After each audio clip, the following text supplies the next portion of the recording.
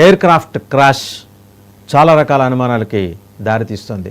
వెనకాల టర్కీ ఉందా, ఖలిస్తాన్ ఉందా, వేరేతర ఉగ్రవాద సంస్థలు, ఇస్లామిస్ట్ గ్రూప్స్, టెర్రరిస్ట్ గ్రూప్స్ ఉన్నాయా, లేదా పొరుగునున్న పాకిస్తాన్ ఉందా, పాకిస్తాన్లో మనం ధ్వంసం చేసిన టెర్రరిస్ట్ ముక్కల తాలూకు అవశేషాలు ఇంకా ఏమైనా మిగిలింటే వాళ్ళు ఏమైనా ప్లాన్ చేశారు. సరే, వీటన్నిటికి తోడు ఎస్ట్రాలజికల్ రీజన్స్ కూడా, ఆస్ట్రో అక్కల్ట్ సైన్స్కి సంబంధించి ఎస్ట్రాలజికల్ రీజన్స్ కూడా ఉన్నాయంటున్నారు ప్రముఖ astro occult scientist doctor Vadadi Ravikumar గారు. నమస్కారం. వారు ప్రస్తుతం మనతో లైవ్లో జాయిన్ అయ్యారు. డాక్టర్ రవికుమార్ గారు నమస్తే అండి.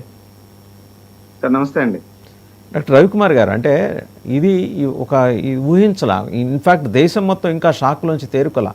కళ్ళ ముందు విమానం టేకాఫ్ అయిన నిమిషాల వ్యవధిలో 850 అడుగుల ఎత్తులోంచి కింద పడిపోవటం, అది కూడా ఒక మెడికల్ కాలేజ్ బిల్డింగ్ మీద పడిపోయి లోపల డాక్టర్స్, మెడికోస్, పీజీ మెడికోస్ వాళ్ళు దుర్మరణం పాలవటంలో హార్డ్లీ ఒకళ్ళు ఇద్దరు బతికుంటారేమో అంతే. ఒక్క ఆయన అయితే బతికి బయటకు వచ్చిన ఆయన అయితే చెప్తున్నాడు, ఇంకొక ఆయన ముందరే వాన్ చేసి దిగిపోయాడు. ఇది యాదృచ్ఛికంగా జరిగిందా, కాకతాళీయంగా జరిగిందా, లేకపోతే దీని వెనకాల ఉగ్రకోణాలు ఉన్నాయా? ఆస్ట్రాలజికల్గా మీ ఫైండింగ్స్ ఏంటి? సార్, ఆస్ట్రాలజీ పాయింట్లో నేను మే ఎండింగ్లో అంటే యూట్యూబ్ ద్వారా ఒక వీడియో అప్లోడ్ చేశానండి. ఒక ప్రముఖ పొలిటీషియన్ ఫ్లైట్ యాక్సిడెంట్లో ఈ 8 నెలల్లో చనిపోతారు, ప్లస్ ఒక ఫ్లైట్ యాక్సిడెంట్ ఈ రానున్న 8 నెలల్లో ఖచ్చితంగా జరిగే తీరుతుందని చెప్పాను. అందులో పొలిటీషియన్ రిలవెంట్ ఫ్లైట్ యాక్సిడెంట్ అని క్లియర్ కట్గా చెప్పానండి. అందులో నేను మీకు ఎప్పుడు కూడా మనం ట్రాన్సిట్స్ని చూస్తూ ఉంటాం. ఇంతకుముందు మన ఛానల్లో కూడా మనం ఉగ్రవాద చర్యలు జరుగుతాయి జమ్మూ కాశ్మీర్లోని అనుకున్నాం లాస్ట్ ఇయర్. సేమ్ ఇలాంటి ఈవెంట్ నేను మే 20వ తారీఖున ఒక వీడియో అప్లోడ్ చేశాను. రాబోయే 8 నెలల్లో ఒక ప్రముఖ పొలిటీషియన్, సమ్ ఎక్స్ కానివ్వండి, లేదు సీఎం కేటగిరీ ఉన్న వ్యక్తే ఖచ్చితంగా చనిపోతారు, కానీ దానికి ఖచ్చితమైన ఫ్లైట్ యాక్సిడెంటే కారణం అని చెప్పాను. దానికి సంబంధించిన కుజుడు, కేతువు ఇప్పుడున్న గోచారంలో జరుగుతుంది. అలాగే రాహు నక్షత్రం వైపు గురువు ఎప్పుడైతే ప్రయాణిస్తాడో ఆటోమేటిక్గా ఇలాంటి చర్యలు అనేవి తప్పవండి. అందులో ఇంకోటి ఏంటంటే, ఇప్పుడు జరిగిన యాక్సిడెంట్కి గాను కొద్ది రోజుల్లో, ఇంకొక 5-10 రోజుల్లో ఏంటంటే దీని వెనకాతల అంటే టెర్రరిస్ట్ యాక్టివిటీస్ ఉన్నాయనే న్యూసెస్ వస్తాయి, కన్ఫామ్గా వస్తాయి అనమాట. ఎందుకంటే రాహు ఎప్పుడైతే మనకి కుంభరాశిలో ఉంటాడో ఉగ్రవాద చర్యలు ఎక్కువ అవుతాయి. మన లాస్ట్ ఇయర్ అంతా కూడా ఇలాంటి వాటిని టచ్ చేసాం. ఇప్పుడు మీరు గమనించినట్టయితే 2 ఇంజిన్లు ఫెయిల్ అవుతూ కూడా ఇలాంటి మేజర్ యాక్సిడెంట్ జరగడం, అది ఇంటర్నేషనల్ ఫ్లైట్కి ఫస్ట్ టైం, ఇండియా చరిత్రలోనే ఇది ఫస్ట్ టైం. ఇది మనం ఒక మేలోనే ప్రిడిక్ట్ చేసాం అనమాట. రానున్న 3-4 నెలలు చాలా ఇంపార్టెంట్ అయిన నెలల్లో ఖచ్చితంగా జరిగే తీరుతాయని మనం చేసాం. ఇందులో మీరు అన్నారు, ఇందాక అన్న ఒక కోణం ఉంటుంది చూసారా, టెర్రరిస్ట్ కానీ వేరే దేశద్రోహానికి సంబంధించిన విషయాలు కూడా ఉన్నాయని ఒక వారం 10 రోజుల్లో ఖచ్చితమైన అంటే నిర్ధారణకు రాలేనప్పుడు కూడా జ్యోతిష్య రీత్యా అయితే ఇలాంటి రూమర్స్ గట్టిగా వస్తాయి. జనరల్ గా అంటే సార్, మీరు నమ్మిన శాస్త్రం ఆస్ట్రో అక్కల్ట్ సైన్స్, అంటే మీరు అటు ఆస్ట్రాలజీ, జ్యోతిష శాస్త్రంతో పాటు అక్కల్ట్ సైన్సెస్ అంటే అతీత శక్తుల గురించి కూడా, ఈ అతీత శక్తుల్లో పాజిటివ్ ఎనర్జీస్ ఉంటాయి, నెగిటివ్ ఎనర్జీస్ ఉంటాయి. ఆస్ట్రాలజికల్ ప్రెడిక్షన్స్ ఏం సజెస్ట్ చేస్తున్నాయి? అతీత శక్తుల్లోని నెగిటివ్ ఎనర్జీస్ వచ్చి ఇక్కడ దీనికి కారణమయ్యాయి అయి ఉంటాయి. ఎందుకంటే మీరు మేలో ఇచ్చిన వీడియో నేను చూశాను, దాంట్లో you have clearly predicted that very shortly ఒక విఐపి సెలబ్రిటీ స్టేటస్ ఉన్న ఒక వ్యక్తి ఫ్లైట్ యాక్సిడెంట్లో చనిపోతారు. ఆ వీడియో నేను కూడా చూశాను. బట్ అంత యాక్యురేట్గా మీరు ఎట్లా ప్రెడిక్ట్ చేయగలిగారు? అంటే దానికి సంబంధించిన ఆ గ్రహాల స్థితిగతుల కూర్పు గురించి చెప్తారా?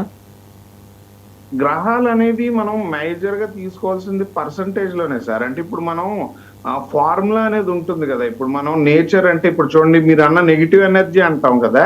ఇప్పుడు నేను ఒక అంటే మీకు ఒక సిమ్టమికల్ గా చెప్పాలంటే, అందులో ఫ్లైట్ లో ఉన్నదందరూ కూడా 242 మంది టోటల్.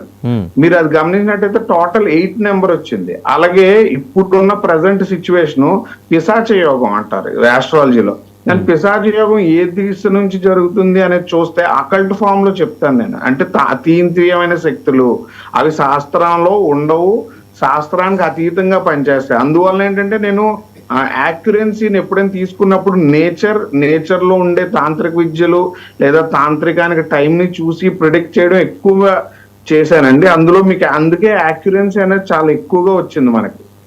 అందులో నాయకుల విషయంగా ఎందుకు చెప్పానంటే, ప్రజలకి బాగా దగ్గరైన వ్యక్తులు లేదంటే ఈ పదవి యోగాలు ఉన్న వ్యక్తులకి ఇలాంటి గండకాలం అనేది నేను ఆ వీడియోలో క్లియర్ గా చెప్పాను. ప్లస్ ఇందులో ఇంకొక విషయం ఉంటుందండి, అంటే మన తెలుగు రాష్ట్రాల్లో పాలన చేస్తున్న వ్యక్తులు కూడా ఇలాంటి గండాలు రానున్న రోజుల్లో ఉన్నాయి. సంథింగ్ అస్టానిషింగ్ అండి, సంథింగ్ వర్రీడ్ అండ్ అస్టానిషింగ్ గా చెప్తున్నారు. తెలుగు రాష్ట్రాల గురించి ప్రస్తావన చేస్తున్నారు. ఏంటి as to how you got specific information? Specific గాని కాదు సార్, నేను ఎప్పుడు కూడా మీకు మన ఛానల్లోనే ఇంతకుముందు చెప్పాను, 2 స్టేట్స్ లో కూడా అంటే ద్వితీయ పాలనా విధానం జరుగుతుందని ఆంధ్రప్రదేశ్ ఎన్నికల టైంలో మీకు చెప్పాను. బట్ మీరు ఇప్పుడు గమనిస్తే 2 స్టేట్ సీఎంస్ కూడా ఇలాంటి గండాలు ఉంటాయి. ఏదైతే ఇప్పుడు ఇలాగా ఫ్లైట్ ప్లస్ కారు ఈ 2 వెహికల్స్ లో వీళ్ళకి యాక్సిడెంట్లు జరిగే యోగాలు అంటే ఇప్పుడున్న గ్రహస్థితి రీత్యా ఉంటది. ఇది ఖచ్చితంగా సంవత్సరంన్నరలో జరుగుతాయండి, అందులో అసలు నో డౌట్ అన్నమాట. జరగవు అనడానికి ఏమీ లేదు అసలు. అందులో ఇప్పుడు జరిగింది కూడా నేను అంత యాక్యురేటెడ్ గా చెప్తా. ఫ్లైట్ యాక్సిడెంట్ జరగడం వేరు, ఆ యాక్సిడెంట్ జరగడానికి ఒక పొలిటీషియన్ ఆ ఫ్లైట్ లో ఎక్కాల్సి ఉంటుందనే నా వీడియోలో క్లారిటీగా చెప్పాను. అంటే మీకు ఇప్పుడు నేను కార్యానికి కారణమైన సంబంధాన్ని అక్కడ వివరించానండి.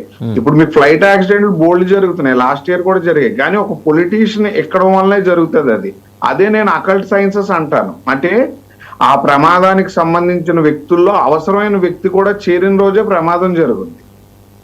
రైట్. అంటే ఇప్పుడు ఇందాక మీరు ఇంకొక మాట చెప్పారు, పిశాచ యోగం అన్నారు. ఏంటి, what does it mean? Sir actual గా ఎప్పుడైతే కుజుడు కేతువు కలుస్తారో పిశాచ యోగం అంటారు. పిశాచ యోగం అనేటప్పటికి మనం ఏంటంటే మన శాస్త్రాల్లో ఏంటంటే కోరికలు తీరనివి అంటే విచిత్రాలు చేయించగలిగేవండి. అంటే పిశాచాలు అంటే మనం జనరల్ గా ఎలా చూస్తాం, రక్త పిశాచ్ అంటాం. అంటే రక్త పిశాచి అంటే డెత్ ని అన్ఎక్స్పెక్టెడ్ రేంజ్ లో ఇచ్చేదండి. ఇప్పుడు ఏదైతే జరిగిందో అది అన్ఎక్స్పెక్టెడ్ కాదు, అసలు సైన్స్ కి అందని విషయంగా. అంటే ఇప్పుడు టెక్నాలజీలో ఎంత ఉన్న రోజు ఇంటర్నేషనల్ ఫ్లైట్ 2 ఇంజన్లు ఫెయిల్ అవడం అనేది పిశాచి యోగం. అంటే ఇది ఒక మెరాకిల్ లాగా మాట్లాడుకుంటున్నారు. అంటే టెక్నీషియన్స్ కూడా, అంటే మీకు ఏరోనాటికల్ సంస్థ ఓనర్స్ కూడా వచ్చి లగేజ్ వచ్చింది, వెయిట్ ఎక్కువైంది, లేకపోతే అది జరిగింది ఇది జరిగింది, వాళ్ళు కూడా అంటే ఎగ్జాక్ట్ గా చెప్పలేకపోతున్నారు. ఇప్పుడు మీకు మేజర్ ప్లేసెస్ లో యాక్సిడెంట్ జరగడం వేరండి, ఎమర్జెన్సీ ల్యాండింగ్ ఛాన్స్ ఉన్నది కూడా ఒక జరిగిందంటే అన్ప్రెడిక్టబిలిటీ కదా. ఇప్పుడు పిశాచాలను మనం జనరల్గా ప్రిడిక్ట్ చేయలేం, ఆస్ట్రాలజీలో కానివ్వండి శాస్త్రంలో కానివ్వండి ప్రిడిక్ట్ చేయలేం.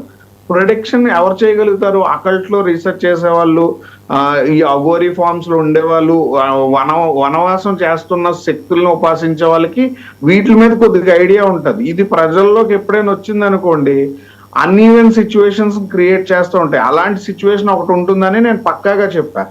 దానికి కనెక్టివిటీ కూడా నేనేం చెప్పాను, ఆ సీఎం అంటే ఒక సమ్ పొలిటీషియన్ సెలబ్రిటీ ఉండాలి కంపల్సరీగా, నేను క్లియర్ గా పాలించే వ్యక్తి కోసమే చెప్పాను, సినిమా యాక్టర్ అని చెప్పలేదు.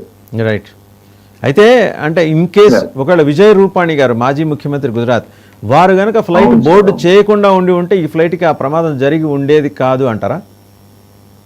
ఖచ్చితంగా అలా అవునంటారండి. ఎందుకు ఆ మాట అంటారంటే మీకు చెప్పాను కదా, కార్యానికి కారణమైన సంబంధం అది లేకుండా ఏది జరగదు. నా వీడియోలో మీరు విన్నానంటున్నారు కాబట్టి చూసాను, నేను పొలిటీషియన్ కమ్ ఫ్లైట్ యాక్సిడెంట్ నే ప్రిడిక్ట్ చేశాను. పొలిటీషియన్ కమ్ ఫ్లైట్ యాక్సిడెంట్ అంటే ఈ 2 చేరితేనే కానీ నేను చెప్పిన ప్రిడిక్షన్ జరగదు. ఇప్పుడు అలాగే నేను తెలుగు రాష్ట్రాలను కూడా ఈరోజు కన్వే చేస్తున్నప్పుడు మీకు అదే చెప్తున్నాను, 2 తెలుగు రాష్ట్రాలు అన్నాను. ఎందుకంటే ఈ రోజు మనం అంటే విడిపోయి 10 years 15 years అవుతా ఉంది, సారీ 10 years అవుతా ఉంది. బట్ రెండిట్లకి కూడా జ్యోతిషానుసారం ఒక టైం పడుతుంది, అంటే వాటి టైం లైన్స్ చేయడం. అందువల్ల నేను ఇద్దరు అని కూడా చెప్తా ఉన్నాను. అందుకు యాక్యురెన్సీ ఏం లేదు సార్. మనం తాంత్రిక విద్యని జ్యోతిష్యంతో కానీ శాస్త్రంతో మెలినం చేసే విధానాన్ని మనం పోగొట్టుకున్నాం. మనం ఈ రోజు ఏంటంటే ఉన్న శాస్త్రాన్ని చదువుకుంటున్నాం తప్ప శాస్త్రాన్ని పరిశోధనకు వాడటం లేదు. మెయిన్ దానివల్ల శాస్త్రంలో ఉండే యాక్యురెన్సీ ఇప్పుడు 80% బుక్ లో ఉన్నది చెప్తున్నాం. నేనేమంటాను, బుక్స్ లేవు, ఈరోజు ఏఐ వచ్చేసింది. అంటే శాస్త్రం మోడిఫికేషన్ అయినప్పుడు నేచర్ని అర్థం చేసుకోవడం కూడా జనాలు మర్చిపోయారు. ఆస్ట్రాలజర్స్ ప్లస్ గురువులు వాళ్ళందరూ కూడా మర్చిపోయి ఉన్నారు. నేను ఇంకో ప్రిడిక్షన్ కూడా అందులో ఒకటి క్లియర్ గా చెప్తానండి. ఈ పిశాచ యోగంలో